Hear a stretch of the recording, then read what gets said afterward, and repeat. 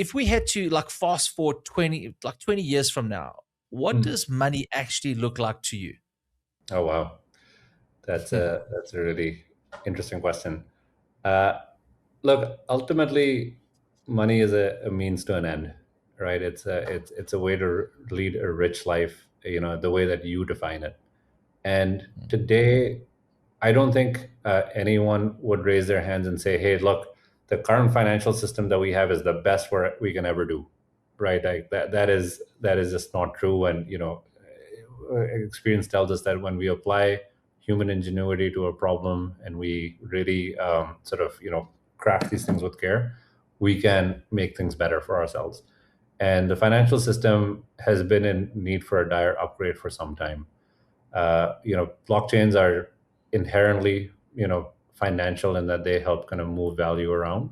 And, we are doing our best to upgrade the financial system, with this new technological breakthrough. We're only, 13, 14 years in. If you look at like the evolution of the internet, it also kind of started out, sort of plodding along, and then the exponentials, tend to kick in, a little later, but that it really sort of just transforms the whole thing. So when we think about like the construct of money, there's maybe a couple of kind of profound implications. So one is, what happens to the velocity of money when you take the cost of moving money to zero?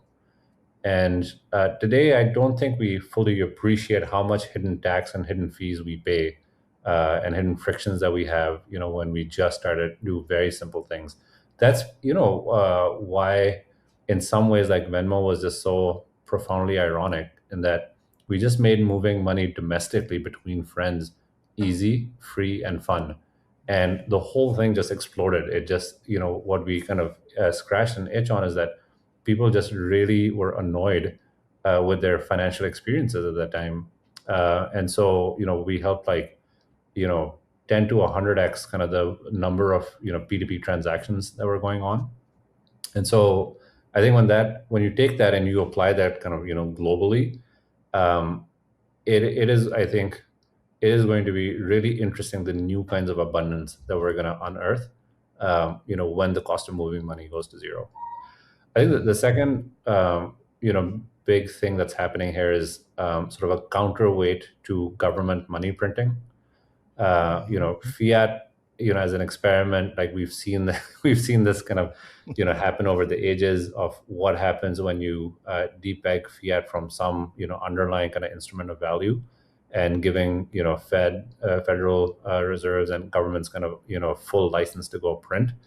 It just creates sort of these incentives, that like leads, countries and governments sort of down a certain road. So before this, before Bitcoin, I think there just was not a way to opt out or to exit from that and to provide any kind of like check or balance, on that. So maybe it doesn't, happen so much in the US, out of the gate.